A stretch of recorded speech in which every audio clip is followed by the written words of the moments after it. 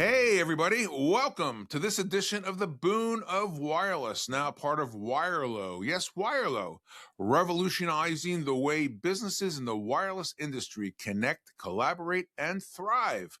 As the premier B2B marketplace, Wirelo's platform is designed to cater specifically to the needs of the wireless store vendors in America. Please check them out at wirelo.com. Yes, I am your host, Jon Horovitz, coming to you as always, high above the streets of northern New Jersey at ANJ Media. New Jersey. Wow. Andrew, behind the glass, how are you today?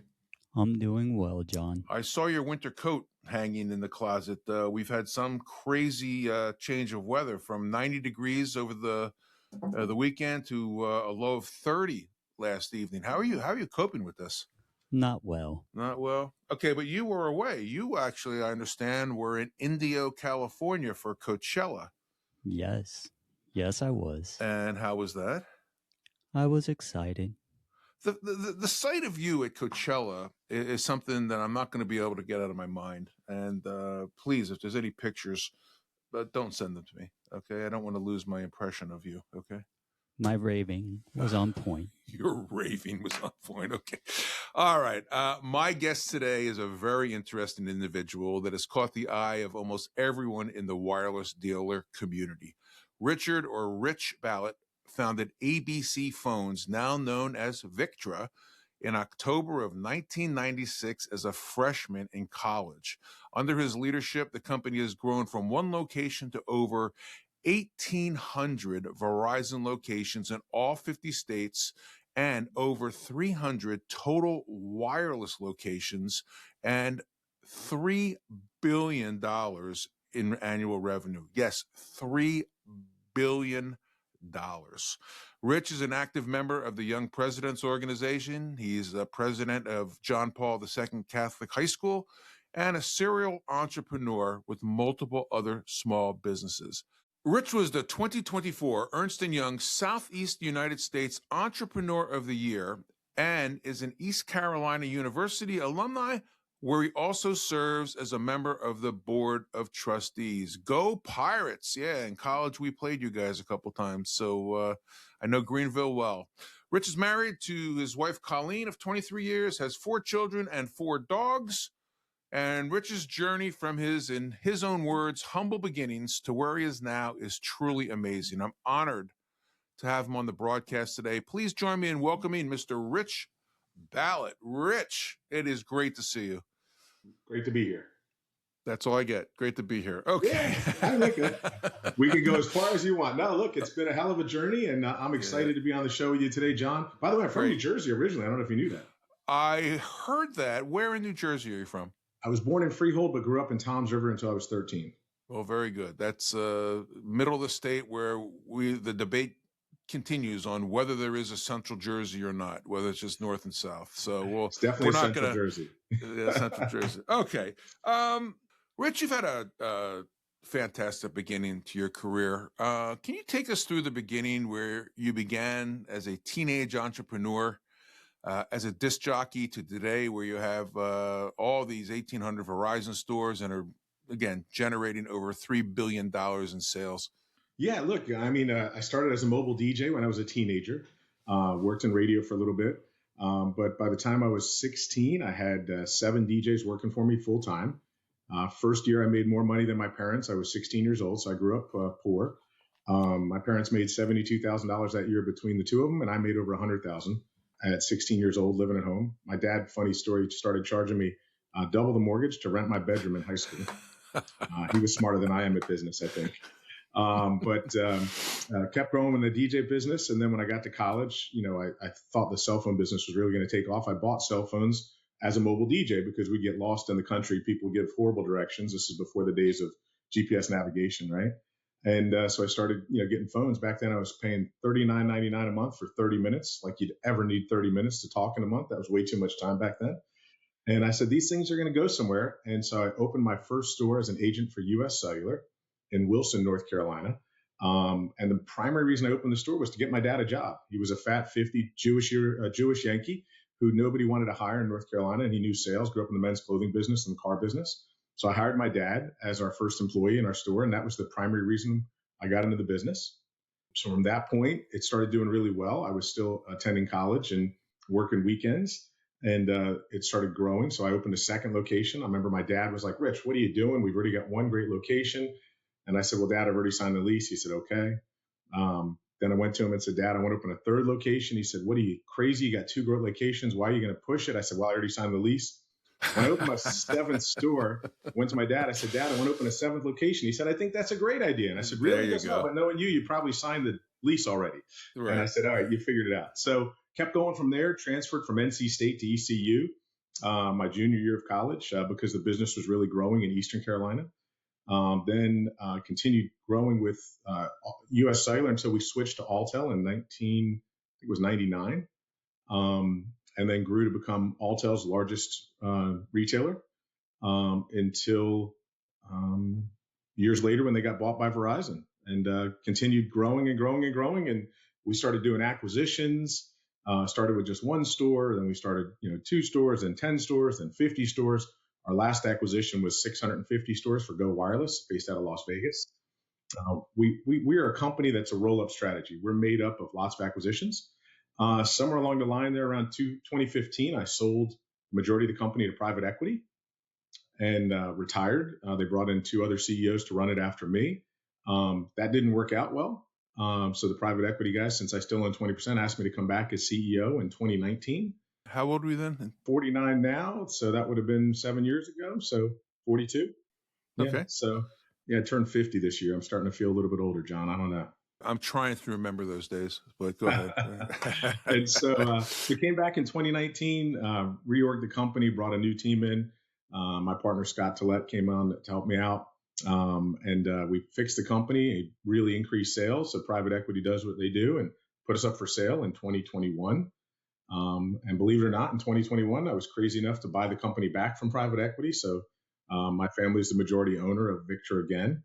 And that was primarily because when we went to sell, all of the PE firms that wanted to buy us wanted me to stay for 5 years anyway. So I said, well, if I've got to stay, I might as well run it and own it, And so I came back as CEO in 2019, bought it back in 21, bought Go Wireless, shortly after, bringing us, to all 50 states and continuing to grow since then as Verizon's largest partner and having a blast.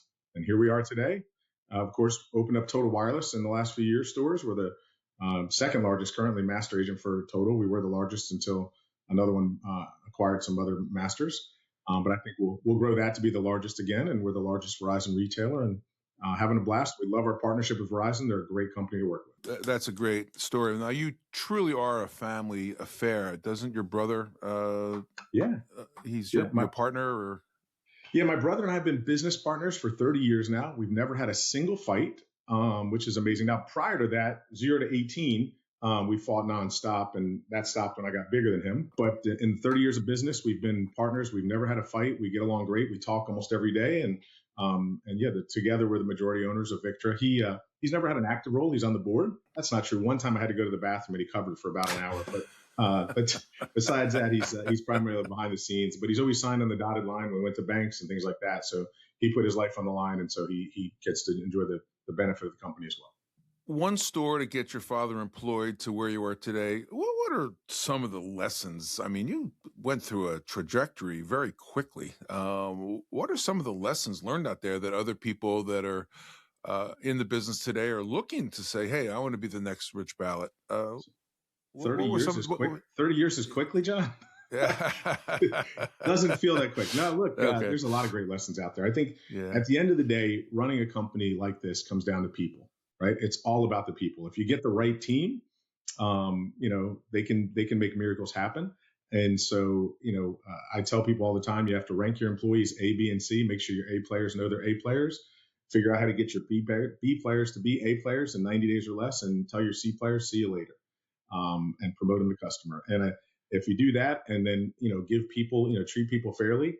And I tell people we're a people first company, and some people misinterpret that. We're not a person first company. We're a people first company. And the difference is I'm always going to do what's right for the entire family of employees, right? The group, not just one person. So sometimes one person might be upset with me, but I'm making the decisions that I think are best for the entire company to continue growing. And then look, in this business, the partner relationships with, the carriers are so important. And obviously we have to know our place. We're an indirect agent at the end of the day. It's not a true partnership, but Verizon treats us like partners as far as the way they do business, and having high integrity in this industry is probably one of the biggest reasons I've been able to survive for 30 years. As you know, John, back in the days, there was some people in our industry that might not have had the highest integrity. Right, right. Well, we're not going to talk about that, but and a little bit later, we're going to talk about Total Wireless, and I've spoken about it many times. The relationship between the carrier and the MVNO, you're not only a customer of that carrier, you're also a competitor. Now, Total's a little bit different. You're not a true MVNO. You're a brand of Verizon, but you act as an MVNO. So, the same dynamics are maybe happening there. I'm not sure. But through this journey of yours, how many sleepless nights did you have? Or were you just so confident in what you were doing? I'll tell you, I really didn't have that many sleepless nights.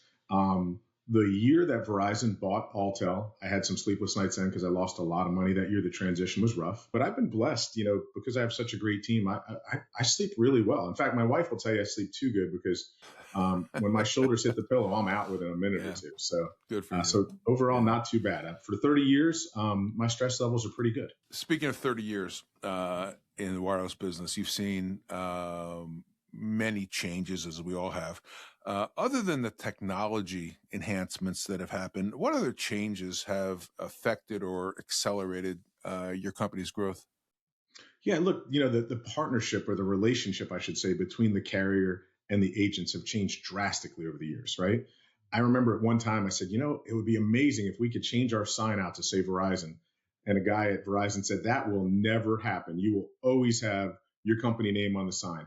And lo and behold, these days our sign says Verizon, And so the amount of trust that they give us and the ability to use their systems to properly serve their customers or our customers is so much different than what it was when it first started out. I mean, look, in the very beginning, John, I'm sure you remember, we used to call in all the credit apps and call in all the activations. There was no online system, So the systems and the technology, not just from a consumer standpoint, but from a partner standpoint, from an agent standpoint, have progressed tremendously.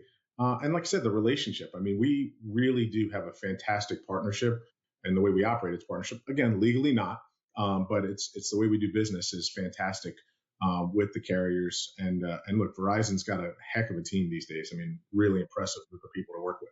They do. I know those folks, and I've had both of their senior leaders on the podcast from the Verizon Value Channel. And yeah, it's amazing because Verizon was never, especially on the prepaid side, was never a company that wanted to be in that business or acted like they didn't want to be in that business. And again, with the purchase of TracFone, that almost $8 billion transaction they did, made them the number one prepaid company in the U.S. overnight. And now with, the Visible and with Total and, what they keep doing. When I walk into a Verizon store, do I know as a customer whether it's a corporate-owned store or one of your stores or one of the other master agent stores? It's clearly disclosed on the store, on the front door. It's also disclosed on the back wall. Our receipts, the website shows that it's ours, things like that. We definitely try to make it clear disclosure. But at the same time, customers, choose to see what they see. And, either way, we're going to stand behind it just like Verizon would. But as far as operational, as far as product selection, rate plans, is everything the same? Yeah. So look, the phones are the exact same without a doubt. The rate plans are the exact same without a doubt. The accessories might be a little bit different flavor, right? A case is a case, but it might be one brand versus another. And then look, the systems that we have are slightly different, but usually we can accomplish almost all of the same activities. There's still a few things that are restricted right now to only corporate stores that can do. But that list is shrinking because Verizon wants to be able to serve the customers where they're at. And so we do our best to really represent Verizon well on those items. So, but yeah, from a customer's perspective, it's Verizon, and we should build it no different than one Burger King or one McDonald's is, different ownership from another, but at the same time that the burgers still taste the same. To keep the same type of customer experience, are you and or others on any kind of a Verizon dealer panel, dealer board, where you mentioned earlier that we should have Verizon on our outside, and they said never. And of course, now we talked about that. But is there any sort of a formal, informal feedback where they get you guys in a room? We used to do this back in the day, and say, what can we do? How can we help you? What do you need? And do those become actionable items? Yeah, without a doubt. Verizon's current leadership team, from Kevin Zavaglia to Jarrett to Steve Bizacco and all the way down, Joe Gallo and others, they're fantastic about getting our feedback. And they've brought us together, obviously with attorneys in the room to make sure we don't break any laws, but asked us questions of, hey, what can we do better? How do we serve our guests better together? And how do we grow this business together? And so they're very receptive to our feedback, all the way to the top. The new CEO, Dan, is fantastic. I've spoken to him and met him. And he said straight up, hey, Rich, if you have something you think will help Verizon, don't be a stranger. Give me a call, let me know, and I'm here to help you. And so I'm really excited about Dan. I think he's bringing a breath of fresh air to the business, and I think he's going to get us back on the right path. So were there any road bumps along the way? Yeah, I mean, obviously there's going to be some challenges. There were some really hard ones. Shortly after we sold the company to private equity, my former COO, Scott Levinson, got killed in a car accident. Oh, very sorry. And that was, it was a really difficult time for the company and for me personally, and definitely for his family. Like I said, when Verizon bought Alltel, that was a really challenging year. We lost a lot of money.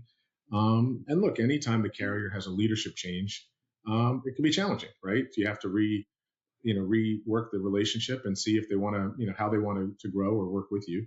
And we've had a few of those, some better, some worse. Over the years, you've had different leaders, just like I have, that you've partnered with. And so there's always been some challenges there occasionally as well. Do you compete with other master dealers in your markets? Yeah. I mean, most of them, right? There's some geographical areas that we've pretty well covered and nobody's near us. But in general, Verizon has done a good job making sure the fleet is not on top of each other, and has the appropriate amount of stores based on the population of a market. But they don't give us exclusive territories typically.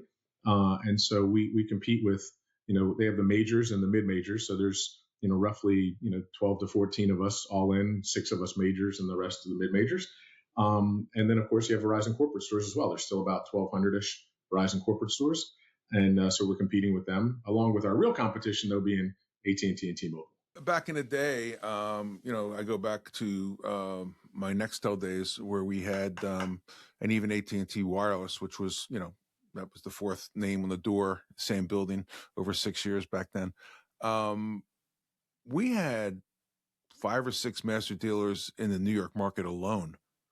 And, I think we're coming out of the Wild West of wireless back then, but there's still a lot of crazy stuff going around for why you should leave this master and come with me. And that was half of the job, was managing those relationships and all. Are things settled down now in the Verizon channel for dealers? Yeah, absolutely. I mean, we had massive consolidation, a handful of years ago.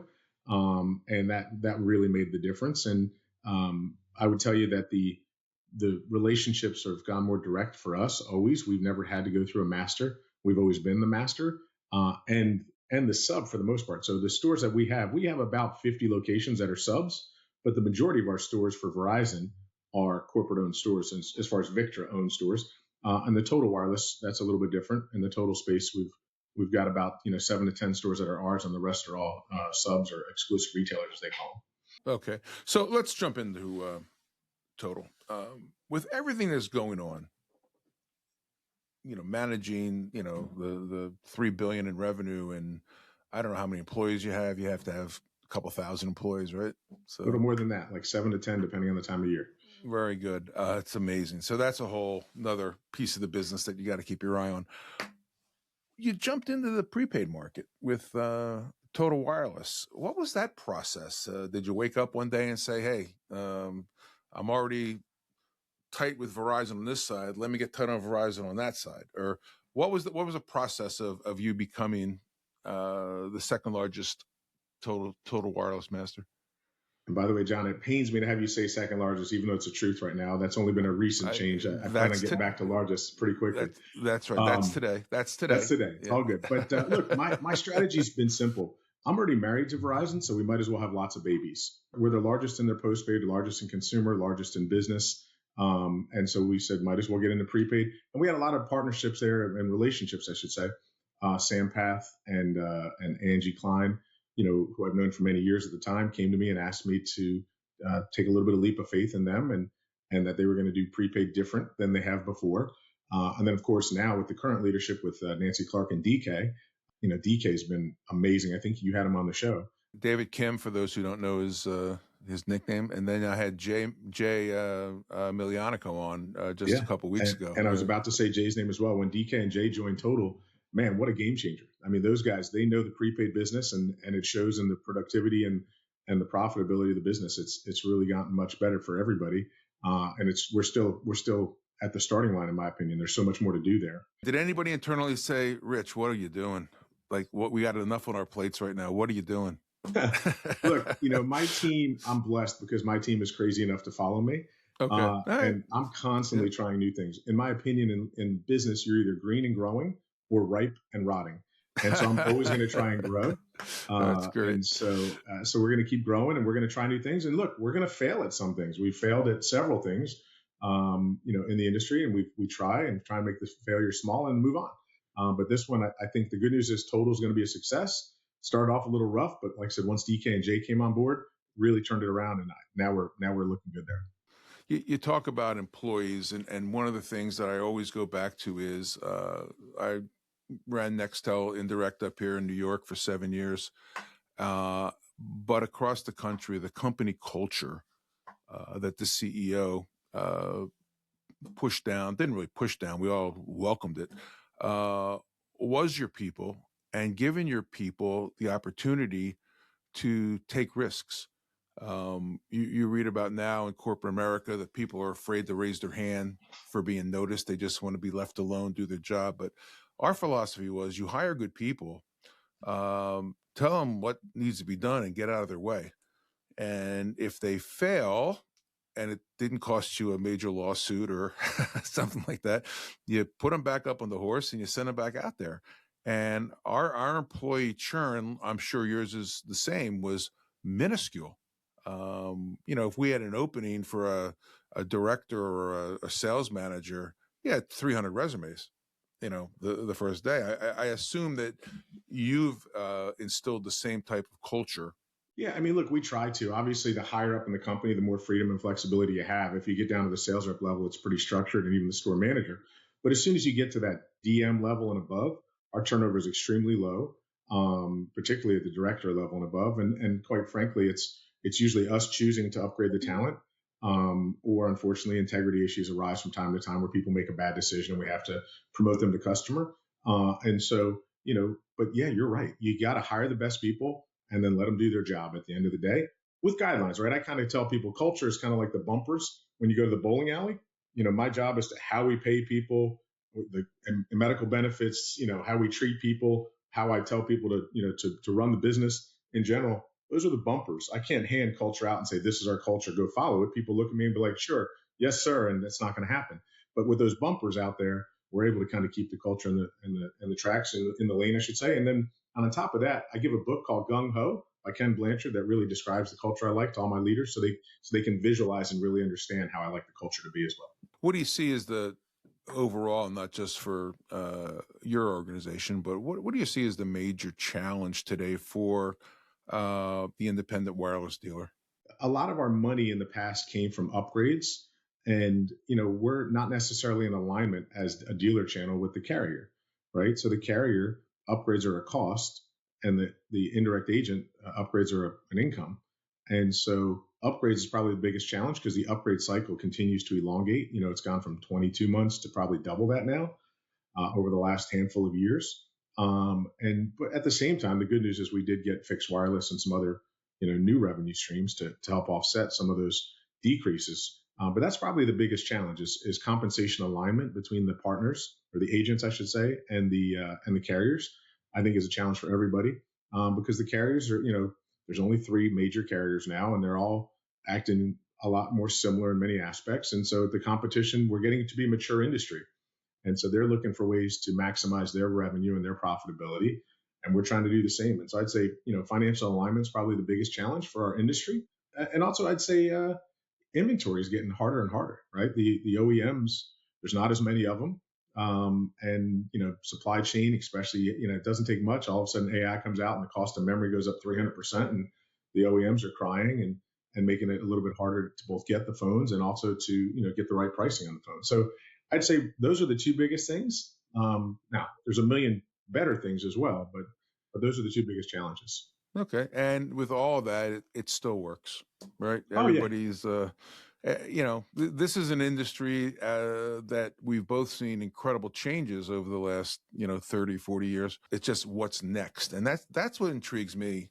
What's going to happen in the next 3 to 5 years. Yeah, I think you're going to see a lot more wearables, particularly in the glass space. I think you're going to start seeing, the Meta glasses, particularly, I think are going to tie into the network. And I think that's going to be an exciting new addition into our thing. And then I think AI, OpenAI says they're going to come out with a device. And, there's other people that say they're going to come out with devices. So I think, you and I have been around a long time. We remember the days when everybody had a Motorola phone, then a Nokia, and then BlackBerry, and nobody thought BlackBerry would ever go away. And then Apple. And so there will be some new technology someday, I think, that continues to change the cycle of who's in charge and who's the best out there. And I think I'm excited for the future. And I think 6G is right around the corner. Yep, 6G is. And I hope it delivers more than 5G did. And that's a debate that will probably go on forever. I just can't wait till they come to me and want to put a chip in my head. Would you do it? I don't know. I mean, I don't know. There's nothing in there right now, so maybe I would. I don't know. Maybe if it enhances my lifetime experiences, who knows? But I don't think that's on the near horizon. 2 questions. What would you say to your younger self or someone back in the day that wanted to get into the wireless space on, the risk, the commitment, the financial, the whole thing? And then what would you say to that same person today? Well, gosh, if I could go back, I would have told them Amazon, Nvidia, Facebook. No, I'm just kidding. That would have been a lot easier to make the money. But look, wireless is a fun business. It is a fast business. And I was lucky. The time when we started, you could get in for a very low cost of capital, very low capital amount.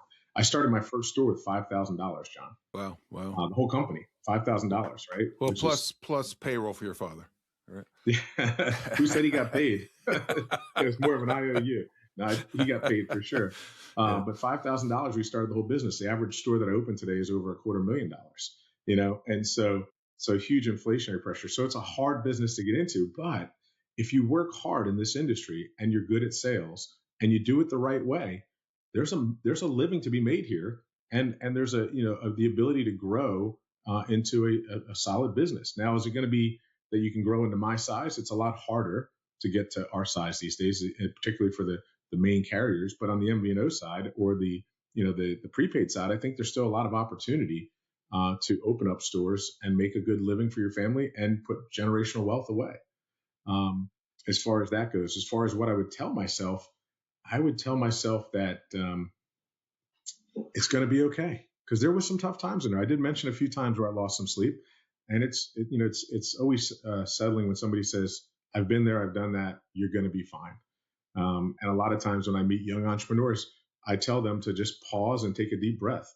I tell you, the biggest thing I learned over the years is giving myself more time to think instead of just being in meetings nonstop. So I actually schedule my Fridays mostly off as far as calendar goes. So I have time to think and figure out how I want to improve the business and get better in the future. Where in the old days, I was meetings from 6 a.m. until 10 p.m. at night, 7 days a week. I took 2 days off last week, and I, answered the important calls and talked to my clients, but I came back to a weekend of hell of trying to just get caught up, and not only just with correspondence, but with the information that comes out every day with the different periodicals or trade issues that come out. Just trying to keep on top of it is now with everything changing so fast. Do you find the same thing? Are you getting overwhelmed? Or are you telling your team, recap what happened and let me know in a 5-sentence paragraph? The great news is my team is fantastic. So at the size I am, I've got some really top talent, some people who you've worked for in the past, as I know. And so I'm able to let them do their thing. And I'm able at my stage now to have a little bit more time off. But that being said, I don't take any true full days off. I always check my emails for at least an hour a day. When I got married, I said to my wife, listen, we can go on the best amazing 5-day honeymoon where I don't work at all, or we can go to Hawaii for 2 weeks and I get to work an hour a day before you wake up. And let me tell you, she loved Hawaii, John. Yeah, and okay, so we started that off well in the beginning, and I feel better. So this way, when I get back, I'm not overwhelmed with all the emails and trying to catch up. So I always work at least an hour a day, pretty much every day, just to stay fresh, even if I'm quote unquote off. Right. Well, my wife has learned after all of our time together that she doesn't say at 8 or 9 o'clock when the phone rings from the West Coast, do you have to take that? She knows that, that's what we do. It's not a 9-to-5 business, wireless. So yeah. Anyway. And my wife, the greatest thing for me is my wife opened her own business. It's a charity, but it's a business. And and now she gets calls at night and pauses the TV and gives me just 1 second, Rich. And I laugh and smile and I go, yep, I've been there. It's all good. All right. It's good. Like I said earlier, it's a true family affair. So absolutely. Yeah. I was doing some research and I see that your wife runs a charity down there. Tell us about that. Yeah. So my wife runs a charity called Haven at Blue Creek, where she is the executive director out there, and she helps women who have challenges with addiction get clean and sober. So it's an inpatient facility, completely free for women who need help with either drugs or alcohol. And they do a 90-day inpatient program. And my wife is sober herself. She is an addict, but she's sober, and I'm really proud of her. And she works hard to help other women get what she has. God bless. God bless her. Sounds like a great something to do, and really helping out the community. That's outstanding.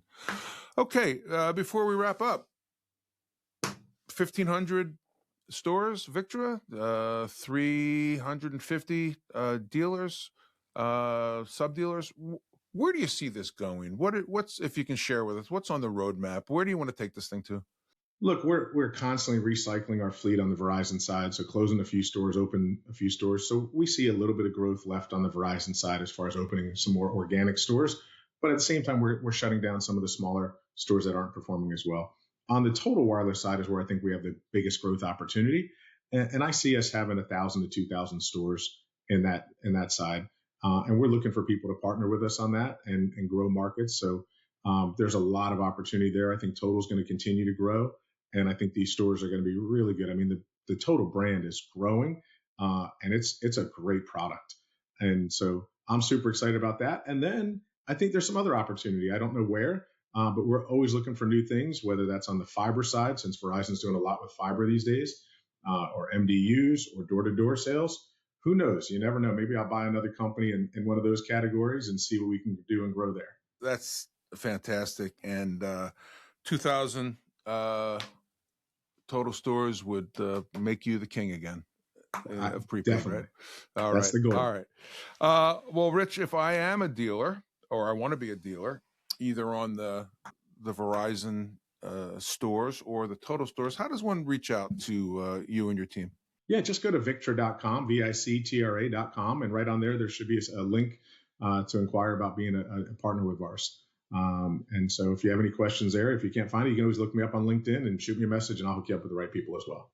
And I will say he gets right back to you, even even for people he knows and doesn't know. So, well, Rich, it's been a pleasure, and I'm sure we'll see you soon at one of the events. I have to say congratulations on a true American success story. I mean, talking about, how you started out and, again, seeing an opportunity, but not just looking at the opportunity, taking action and growing this thing to where you are today is just, all I can say is congratulations to you and your team. Fantastic job. Wrapping up next week, that I'll be at MVNO Nation Americas, the Hyatt in downtown Miami. It's going to be a terrific event. If you haven't registered yet, nvnonation.com, April 27th through 29th. And looking forward to getting out of this cold weather again and wearing a pair of shorts. I want to thank Rich Balot for coming on today and sharing his journey with us, and something that a lot of entrepreneurs can take from this, and also dealers. If you want to get with the biggest, you know how to reach Rich at Victra.com. That, my friends, is going to wrap up another episode of the Boon of Wireless podcast. And as always, we'll see you next time. Do you want to be a guest on the Boon of Wireless podcast? Give us a call at 908-THE-BOON. Yes, 908-843-2666.